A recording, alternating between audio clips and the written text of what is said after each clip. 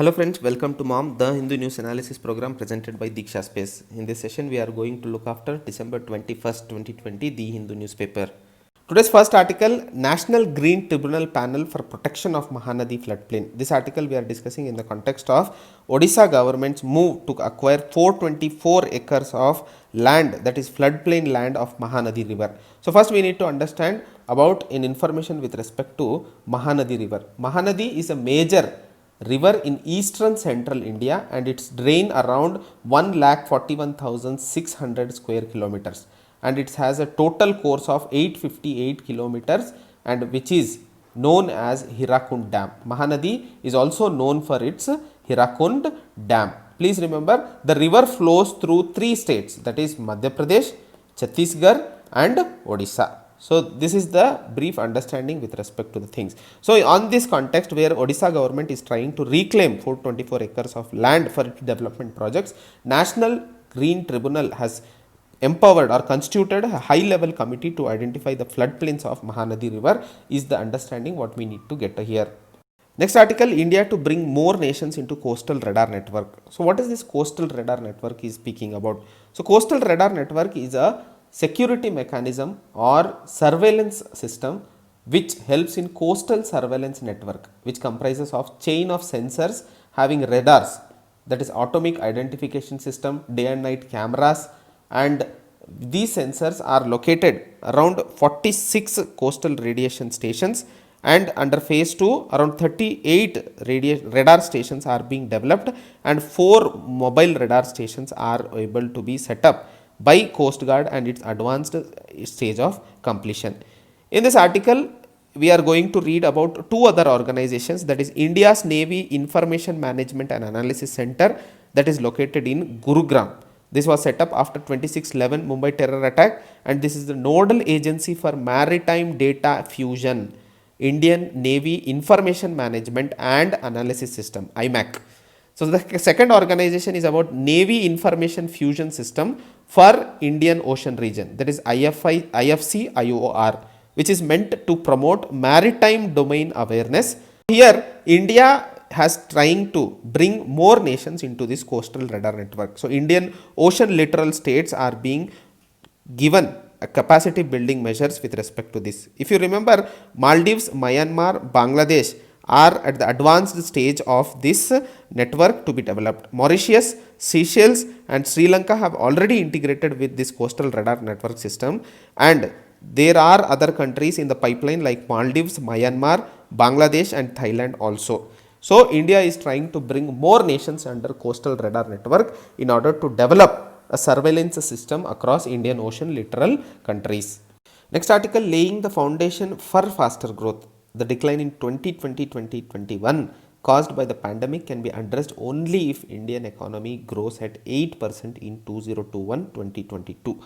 This article we are discussing in the context of an economic crisis which has been triggered by non-economic factor called COVID-19.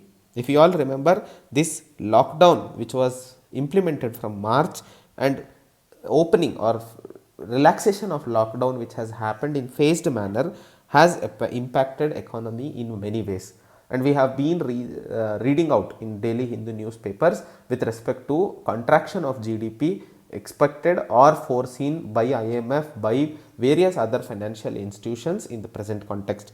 So this article we are going to discuss few of the questions with respect to Indian economic scenario. Here it is being said, as we all know, that the performance of Indian economy in quarter 1 and quarter 2 of 2020-21 is actually improving, where in quarter 21 we found that GDP has contracted at a rate of 23.9%. Next we found that in quarter 2 it has declined to 7.5% in quarter 2. So there is a considerable improvement, but yes, there are few questions which needs to be addressed as the year is going to come to an end. So few of the questions what we are going to analyze in this article are given here. So first one is, how bad was the performance of Indian economy in 2020-2021 will be the first question which we are going to address in the upcoming analysis. So what are the prospects for 2021-2022? What should be the instance or stance of monetary policy be in the coming months? What should be the budget presented by the central government in February 2021 should focus upon? And the fourth question, will the global environment for trade and investment improve and help India? And the fifth, what should be the medium term focus including the role of reform be? So in this article we are going to look after these issues or these questions one by one. So first, as we were speaking, how bad was the performance of Indian economy in 2020-21? If you look at, we have got 2 quarter results. So which says first quarter was around 23.9% of contraction and second quarter result says 7.5% of contraction, wherein the economy has improved better after lockdown has been relaxed. But if in the second half of GDP, that is in 2020-2021 is at the level of previous year, then it is expected that the full contraction can be limited to 7.7% is what needs to be understood. So if in 2029 and 2020, what was the second half of the economy which has the performance, if it can be maintained, then this year it can be limited to 7.7% of the contraction is what is expected. Quarter 3 we might not see a positive results, but quarter 4 at least, if it can be performed well, then it can be stopped between 6 to 7% is what is being expected here. There are few sectors like GST collection showed that coal, steel, cement have shown a positive growth in manufacturing in the month of October 2020. However, there are few sectors like hospitality sector which will need time to recover. So the economy is expected to be between -6 to -7% is what needs to be understood, as here a comparison with respect to IMF is also given, which has estimated the economy to decline by 10.3%. So this is what is the performance of the economy which we are able to see as of now. So what is to be expected in 2021-2022? If you look at, if and only if Indian economy can grow at 8%, then only we will be able to compensate the decline in 2020 and 2021. Even if it is the growth at 8%, we will be only able to nullify the loss what has happened in 2019 and 2020. So 2021-2022, the economy has to grow at 8% is what expected. Only if then the economy will be performing better. So that is possible only when the lockdown is completely removed and the nation goes back to normal state. If you look at some sectors which are lead engines of the economic growth, their government has to improve or increase the capital expenditure, which becomes relevant. Private sector are also finding few of the surprises in the market, but they have good responses. Global environment for trade and growth is uncertain factor because still they are struggling to find out answer with respect to COVID-19 vaccine. If you look at all these things, the attitude of trade has changed. Closing borders, no, it will not help at short term policy at all, because a strong surge in exports will help to facilitate growth in 2021 and 2022 is what is author's opinion here. So growth is not only which is dependent upon consumption driven is what is being pointed out here, but also investment driven. And for a developing country like India, if it has to sustain growth for a longer period, then investment driven development is the need of the hour, which needs to be understood here. So what are the third question with respect to monetary policy we have seen? What are the three options or what are the things which needs to be taken care? 2020-2021 had been extremely accommodative year with respect to monetary policy. There are three major elements in the monetary policy, like reducing interest rate through changing policy rate, providing liquidity through various measures, and regulatory changes such as moratorium, which are the major elements with respect to monetary policy. In this system, we have found that liquidity has been increased in this situation. Monetary policy statement shows reserve money which was increased to 15.3%, money supply which was increased to 12.5%, has seen an excess reserve of money. And economics, as we know, when there is increase in the money and there is a decline in the supply of goods and services or availability, there is actually going to inflation remaining high.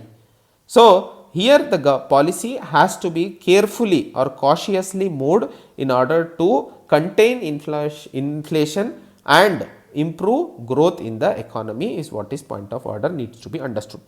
With respect to fiscal initiatives about government to take down in future, it has to take a situation where government expenditure is going to play a major role with respect to revival of economy.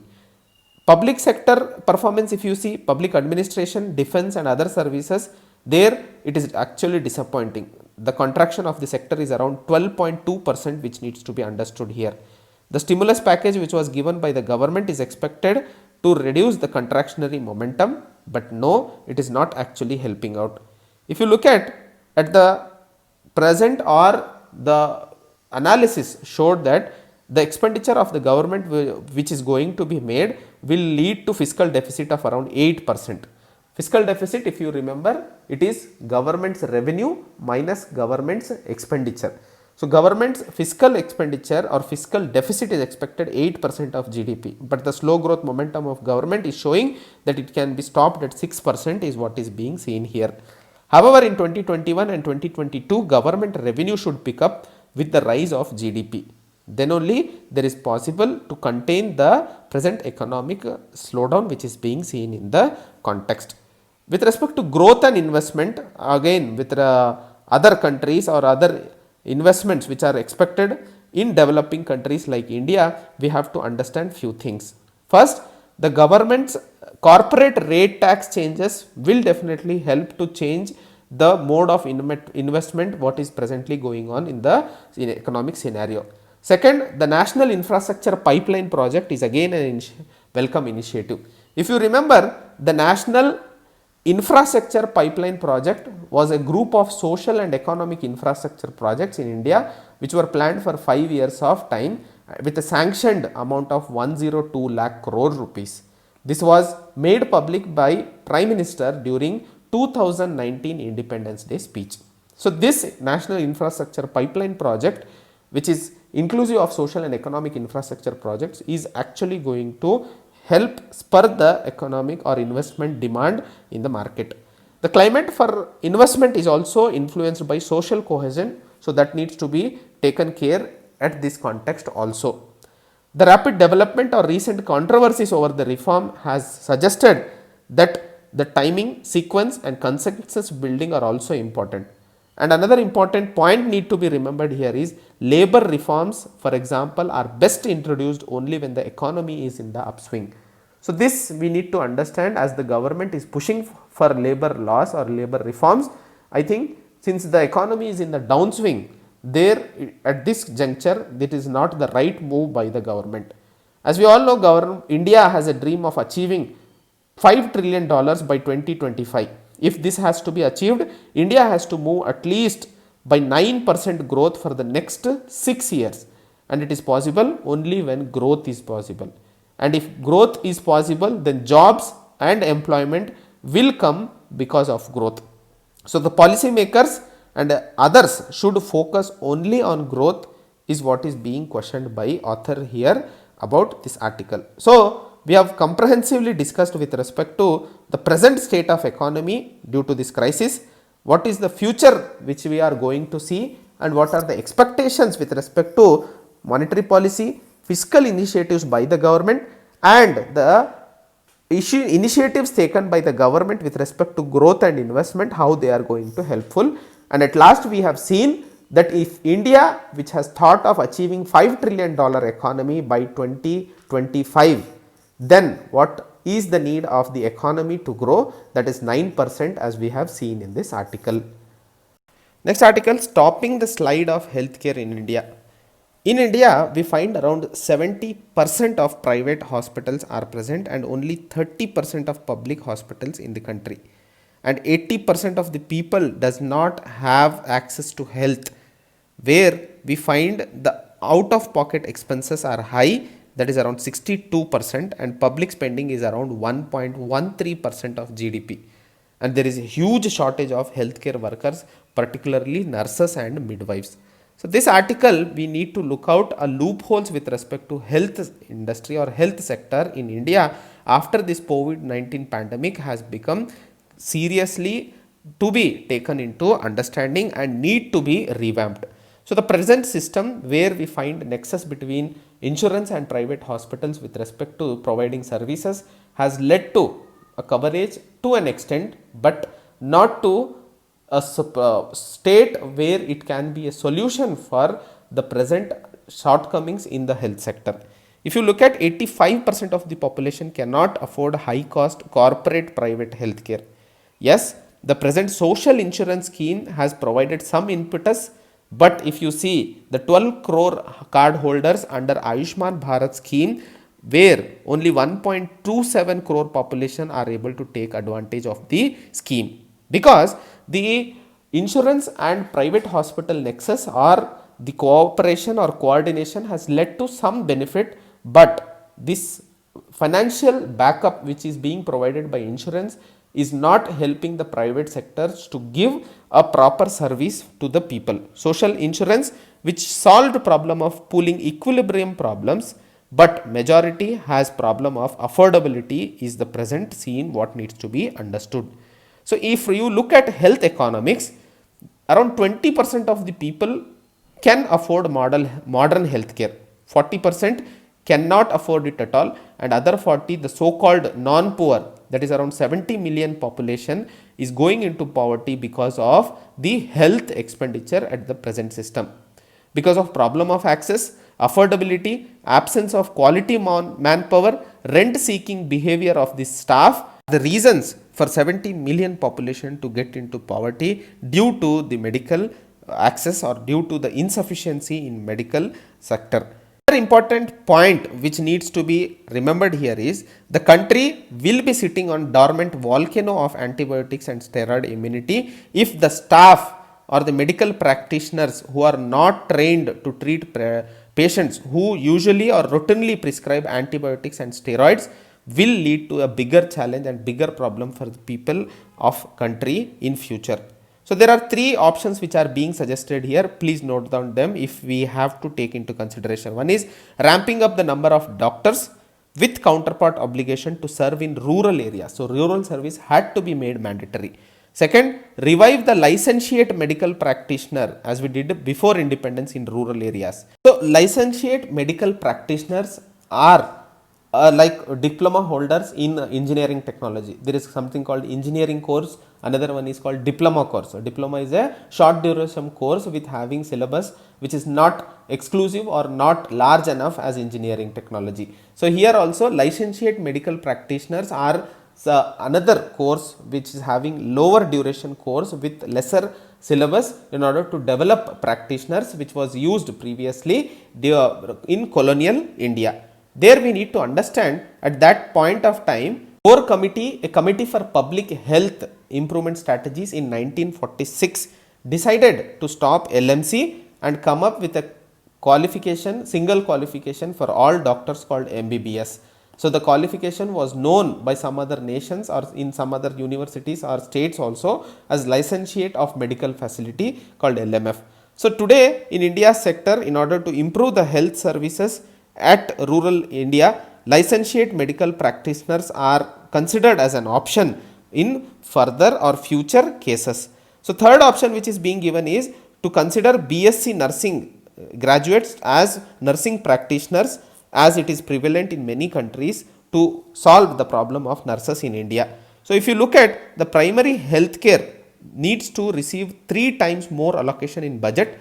Doctors and paramedic strength should be doubled merely on the basis of population increase. So primary healthcare is the need of the hour which needs to be improved. There the doctors who are serving in rural areas can be provided with an incentive of a postgraduate seat preference with extra salary and incentives. But there should be a penalty for absenteeism in rural posting also, because in many scenarios we see that the nurses or midwives in nursing or primary health care usually take care of all the activities because they are absent for most of the time. In India, if you see, there is a ratio of around 0.6 nurses per doctor, while World Health Organization specifies at least 3 nurses per doctor.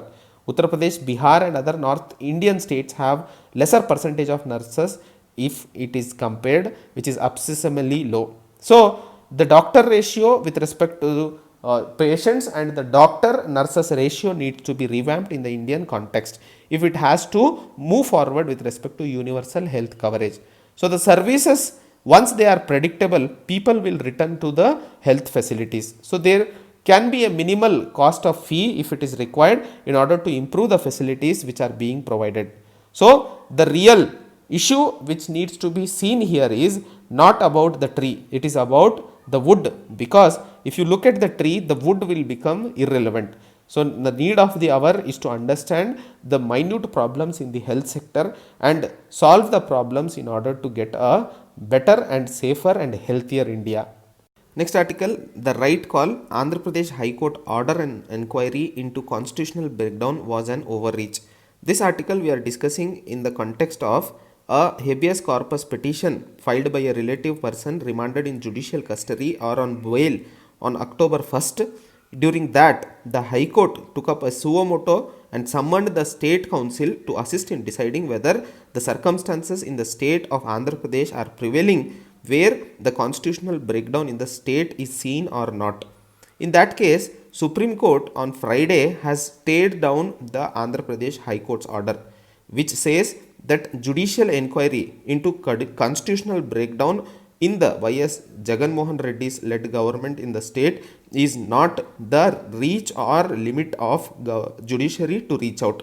This is clearly a judicial overreach which was excised.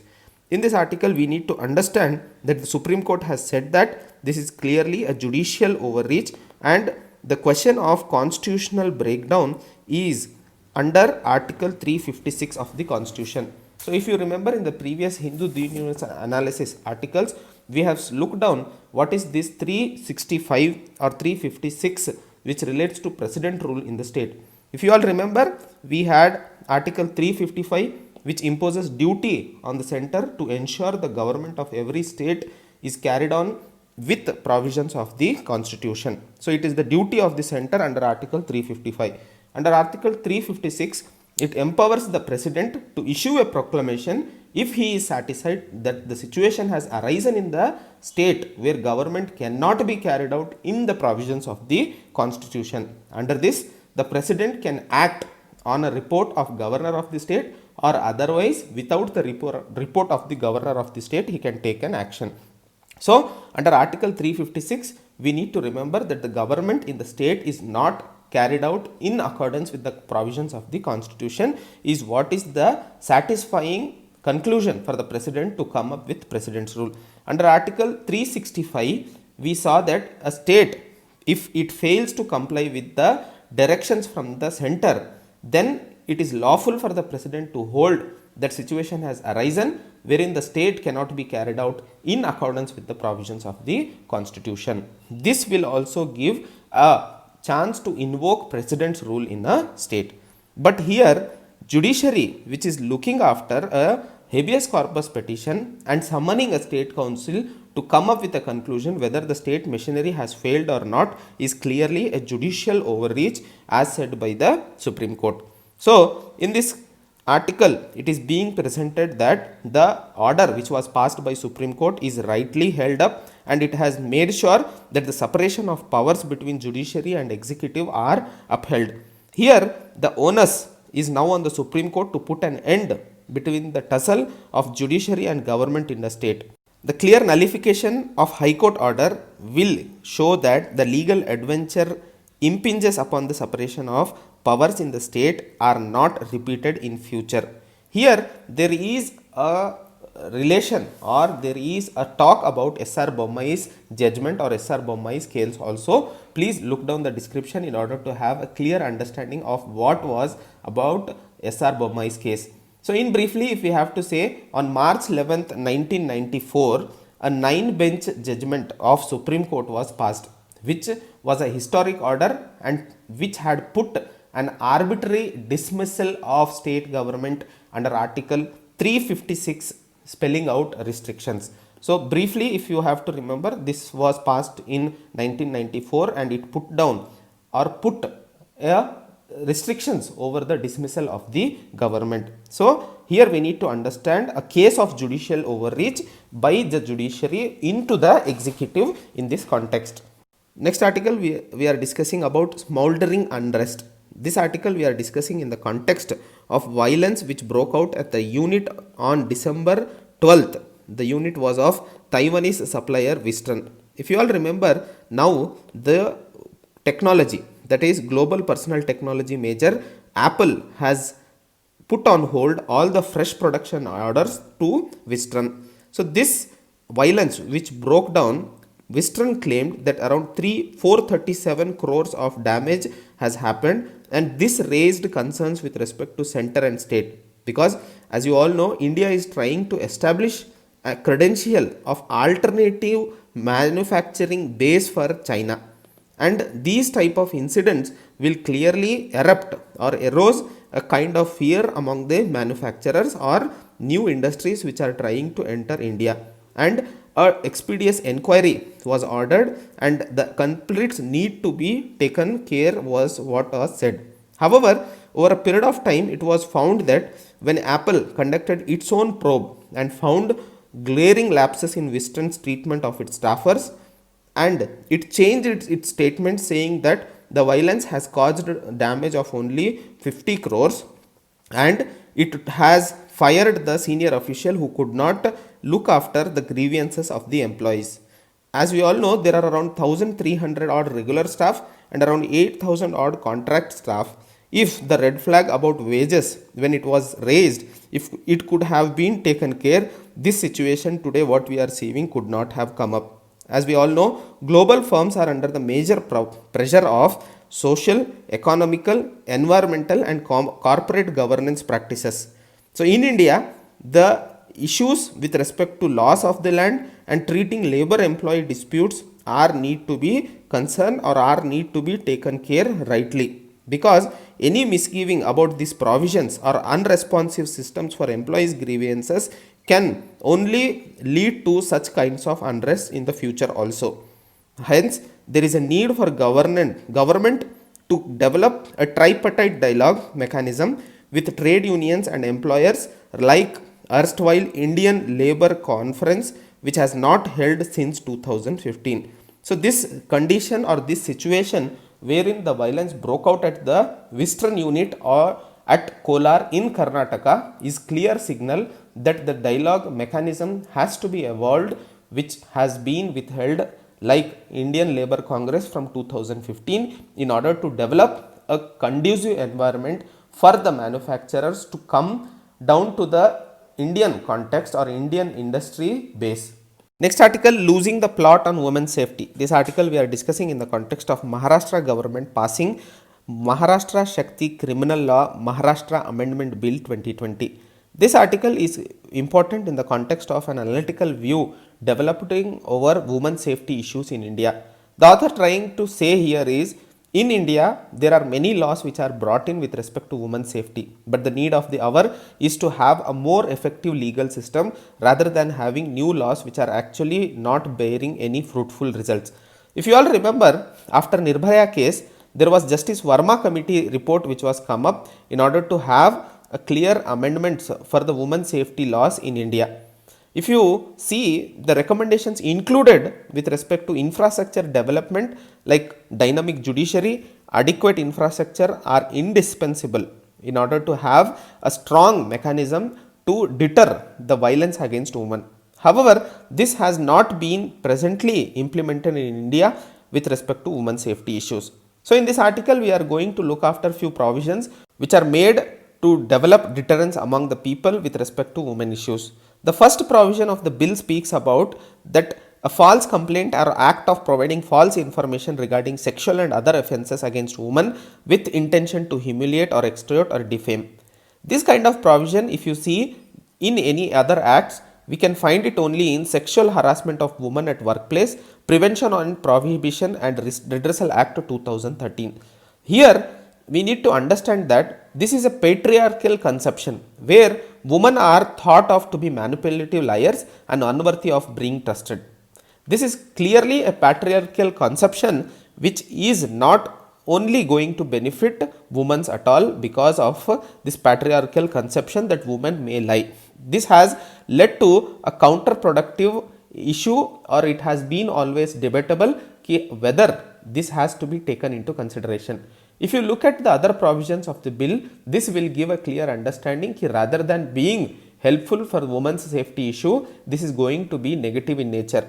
The second provision is most of the issues or most of the violences against women are happening in closed doors, and the investigative officers, judiciary or the infrastructure that is presently available is not sufficient enough to provide sufficient witnesses or sufficient evidences to prove the crime. In that case, usually the victim or the abuser goes free. The victim has always seen that many of the violence against women are happening by the family members themselves. So these family members or the family issues or pressure make the woman who has been a victim to take out the case. This is what is point of concern need to be understood here. And in India, we have found that many of the victims are made to marry an abuser, and these counter cases which are usually put down makes women to come out with an option of getting justice in the present context is what is being said here. The second provision is speaking about death penalty. Death penalty for rape, acid attack and rape of a minor is what is being said in this bill. In this context, the characteristics of offences is which is heinous in nature and which has adequate conclusive evidences and circumstances warrant exemplary punishment is the amendment what is being provided. If you look at here, what is nature of heinous crime? Who has to define it? The bill does not speak anything about nature of heinous crime. It has been left open to decision of the judiciary to think of what is an heinous crime and what are to be included under it. But there are no evidences or there are no any results which have been found till now that the death penalty is possible or giving any positive result with respect to deterrence in preventing crimes. If you look at apart from this, the abuser or the person who is doing rape will not stop there and he will murder the victim in order to get rid of only witness which will be against him in the court of inquiry. So in this context, we need to understand that there is a more effective investigation what is needed, effective trial what is needed, and therefore punishment can only act as effective deterrent, not the death penalty is what is author's opinion here. However, there are cases or there are opinions because with respect to death penalty there have been lot of debate in previous situations also, and judges are mostly or unlikely to convert a person with death penalty is what is being found. The third provision which is being speaking about that the investigation should be completed in 15 days and trial in 30 days and appeal in 45 days is well mentioned. But this timeline is impossible to be covered. If you all know, as you all know that the police system or the investigating officers in India, the human resource is really scarce enough. Presently, there are hundreds of cases which are still pending to be investigated and provided with proper report. This timeline or these time frames are already present in Juvenile Justice Act and POCSO Act also. But there are no sufficient infrastructure, no sufficient courts in order to comply with these time frames. And one more negative about the bill is even if this cases or this timeline frame which is being provided, if it is not done at that context, then what is the further process? There is no any clear understanding. If the timeline is missed, what is next option? So this clearly shows that this bill which has brought out or which has brought out to tackle the issues of women's safety is going to be any progressive in nature of present context. So the bill which has proposed amendment with respect to section 354E, harassment of women by any mode of communication into the IPC, aiming to punish intimidation of women through social media and electronic platforms is also the fourth provision which has been added here. But if you look, the same provision is present in IPC section and Information Technology Act 2000.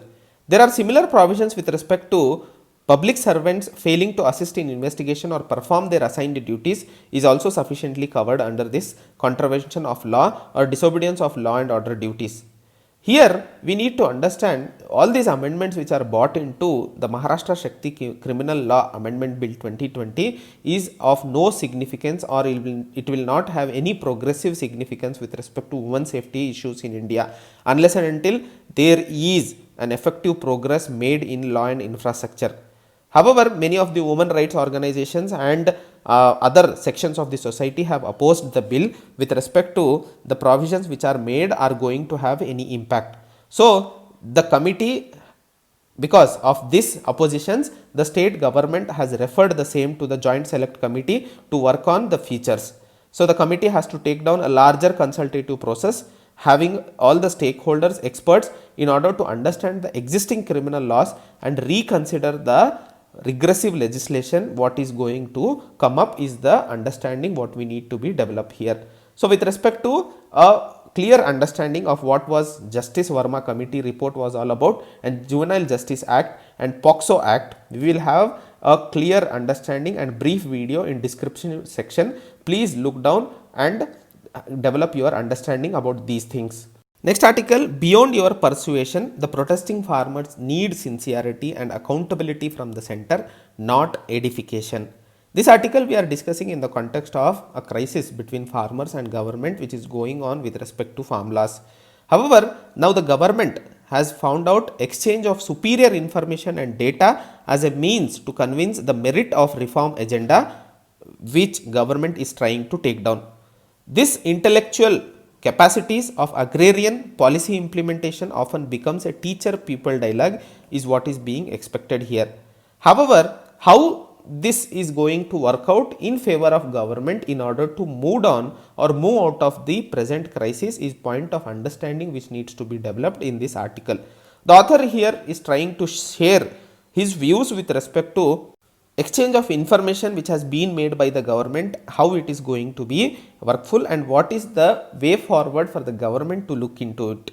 Here persuasion is what government is trying, but persuasion is qualitatively distinct from the psychological process of mere information gathering and rational decision making is what need to be understood, because persuasion is about, okay, you are giving information to the farmers with respect to the agenda of the government, but where is the psychological difference what has to be made with respect to trust or with respect to feelings of the farmers where they are into dissent actually at the present context is what is being discussed here.